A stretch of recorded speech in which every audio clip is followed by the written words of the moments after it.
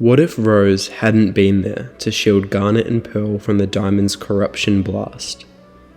What if she couldn't save the last of Earth's guardians from falling, one by one, into madness? Steven would be born into a world with no crystal gems to protect it, no crystal gems to guide him. A world completely and utterly unknown from the one we are familiar with, overrun with corrupted gems, their structures and technology falling into disrepair, and in the shadows, secret organizations are desperate to harness their power. This is Absolute Steven Universe.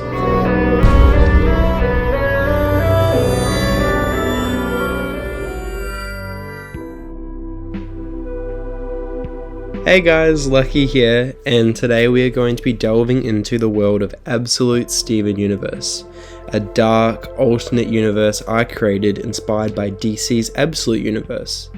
If you are unfamiliar with the Absolute Universe, that is totally okay. This is not a crossover and no prior knowledge is necessary.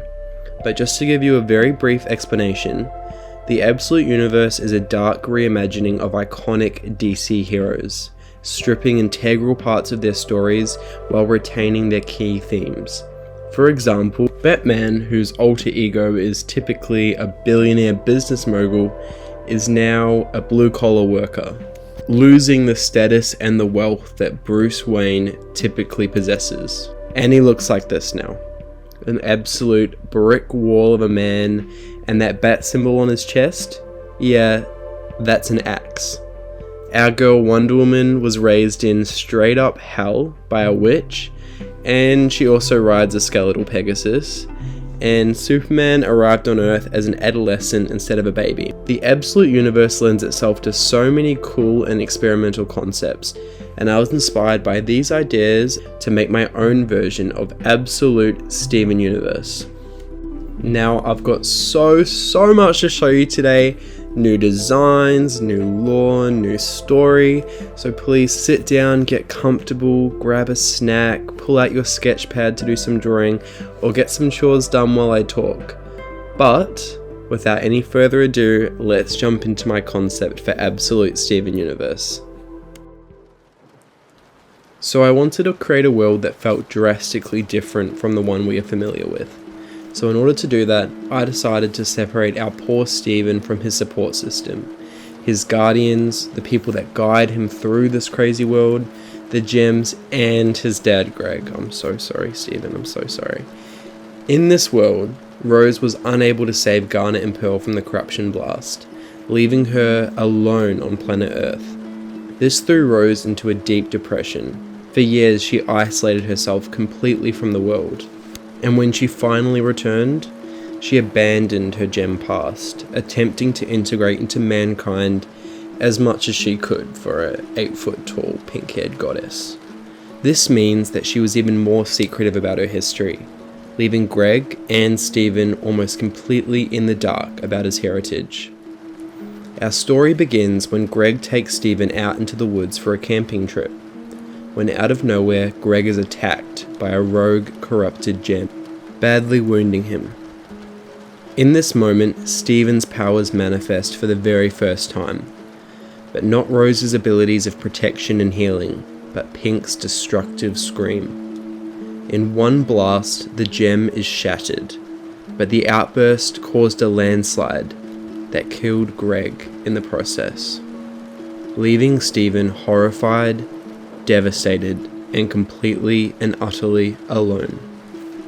And on that note, here's my design for young Absolute Steven.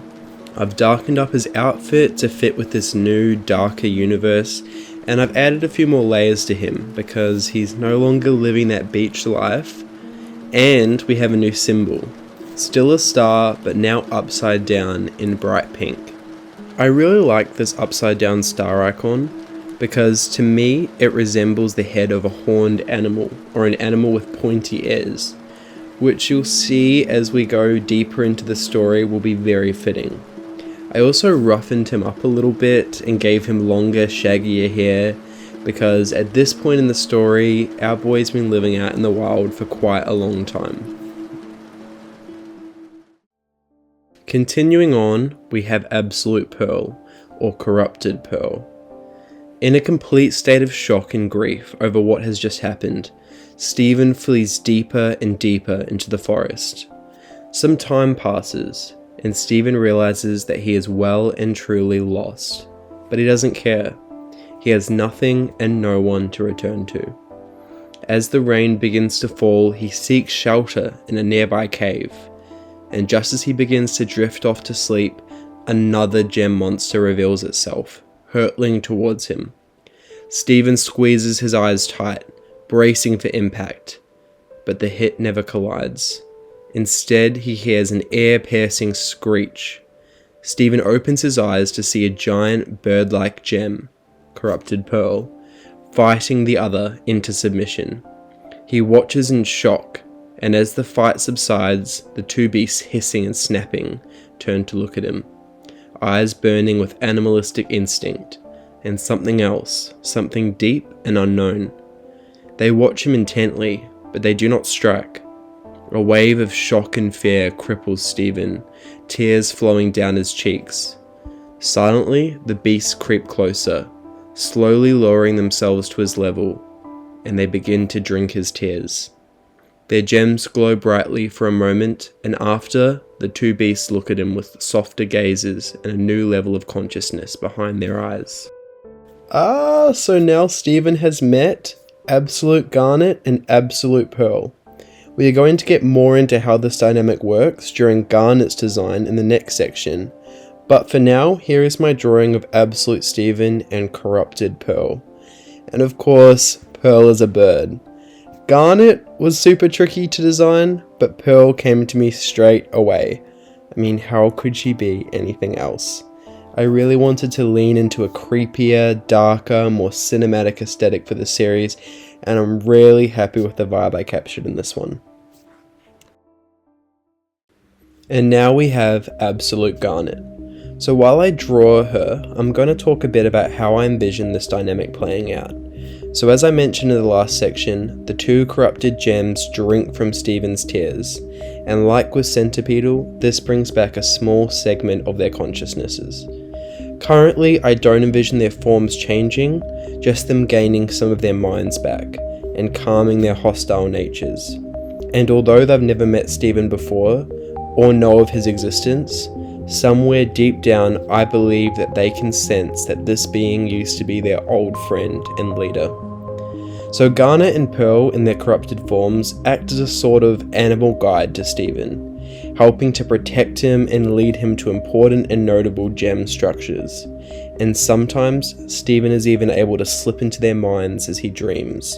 And although these visions are very cryptic, he slowly begins to piece together more of his and the gem's origins. I imagine now and again they would have to be re-healed by Stephen, or else they turn hostile once more. And that will become a lot easier once Stephen discovers his healing powers and his healing spit. And here's my design for Absolute Garnet. This was such a difficult one as Garnet's design is very alien and inorganic compared to Pearl, but she also is a fusion of two gems in one, so I wanted her corruption to look very alien and strong, but also balance out that beastly creature-like nature. My first sketches were very robotic looking, maybe I'll throw them up on screen now, which isn't exactly what I wanted, so I ended up going in the crab direction, which crabs are really just the robots of the ocean if you think hard enough about it. I think I also took the crab route because of the focus on her hands and the gauntlets she uses as weapons, the cartoonization of Garnet, if you will. But overall, I'm very happy with this drawing. Now, really quickly before we jump into the last few concepts, I'm just going to pop in and say thank you all for watching. I'm so grateful to have you here. This video has been the most work out of any I've made so far, so if you're enjoying it and want to see more, please like and subscribe and leave a comment letting me know what you think. I love making these videos and sharing my art with you guys, and your support makes it all possible. So thank you very much, and let's get back into it. I wanted to take a second to quickly talk about Absolute Stephen's powers. So currently I envision him having all the powers that original Stephen has, but like I mentioned earlier, Pink's powers of destruction are manifested first, as he has no preconceived idea of Rose or what her powers were. So the powers that Steven does have are used quite differently to reflect the more harsh and brutal conditions of this universe, and the more combat-heavy narrative. Also, these powers are pretty self-indulgent, honestly, because all three of them are my favourite powers in Steven's arsenal, and just some of my favourite powers in fiction in general. So I see him using three key powers throughout the majority of the story. Firstly, the pink constructs. He learns to emit rudimentary constructs of pink light, and he uses these to form weapons, create barriers or shields, and even to form simple objects such as a chain or a chair.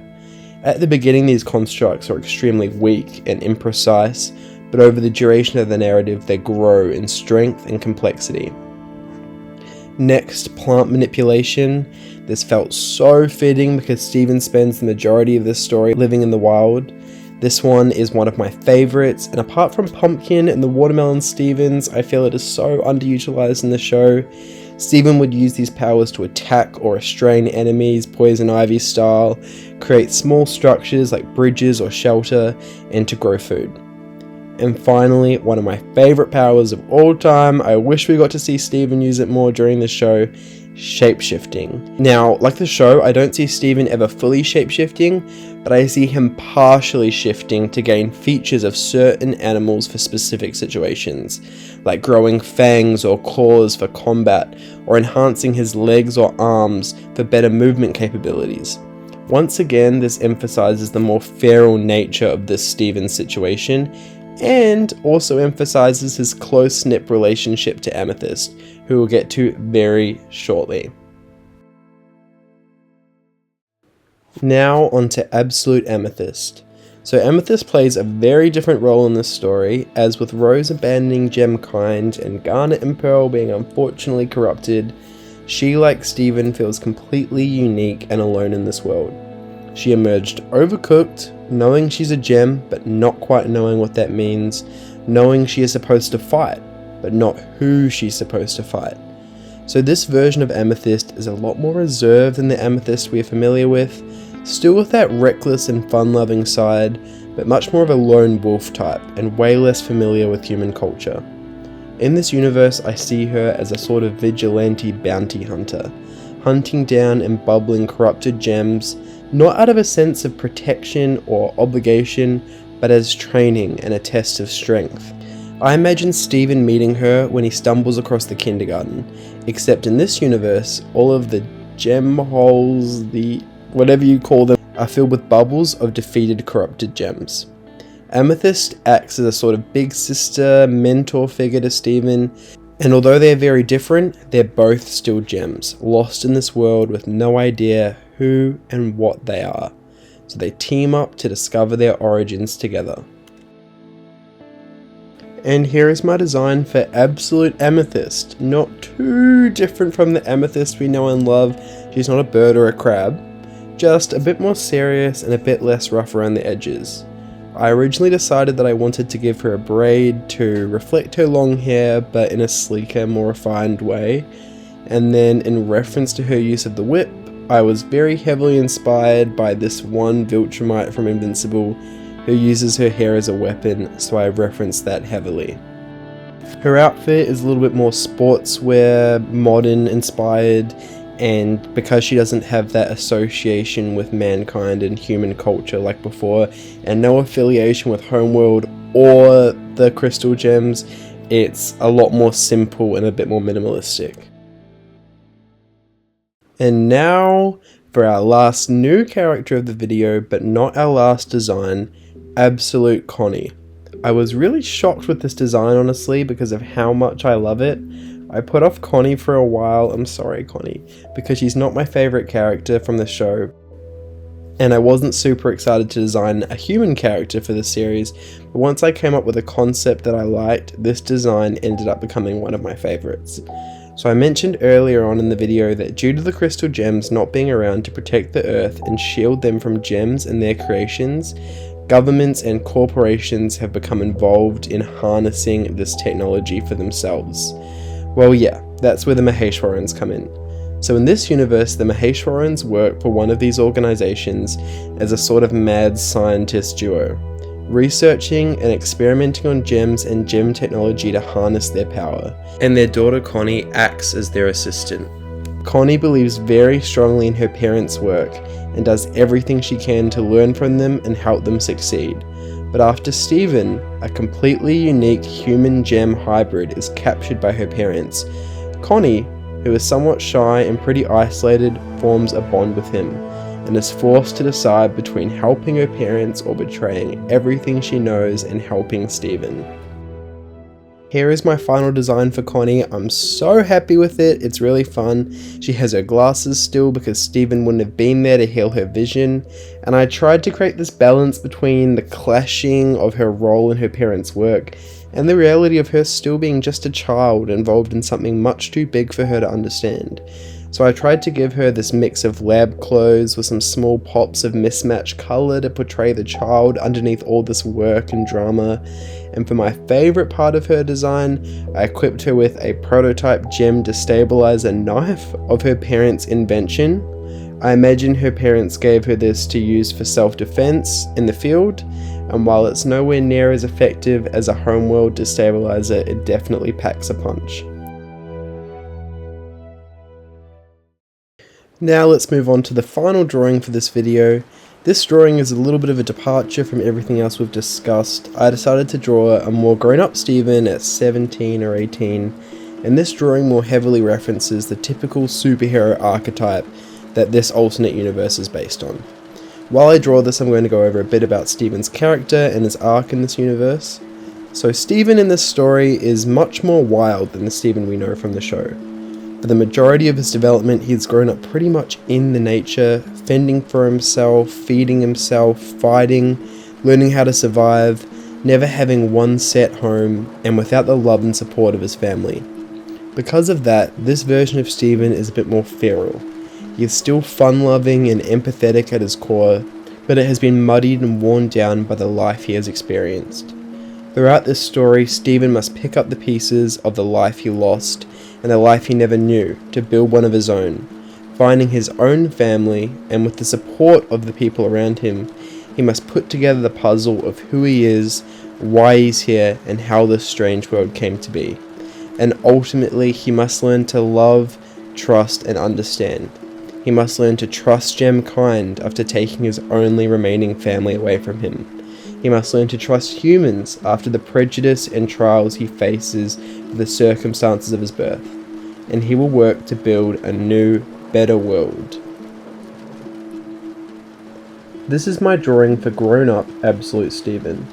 I'm not sure exactly how old he is here, and as we know, Stephen's visual age isn't the most concrete thing. This was actually the first drawing I made, so there may be a few inconsistencies here.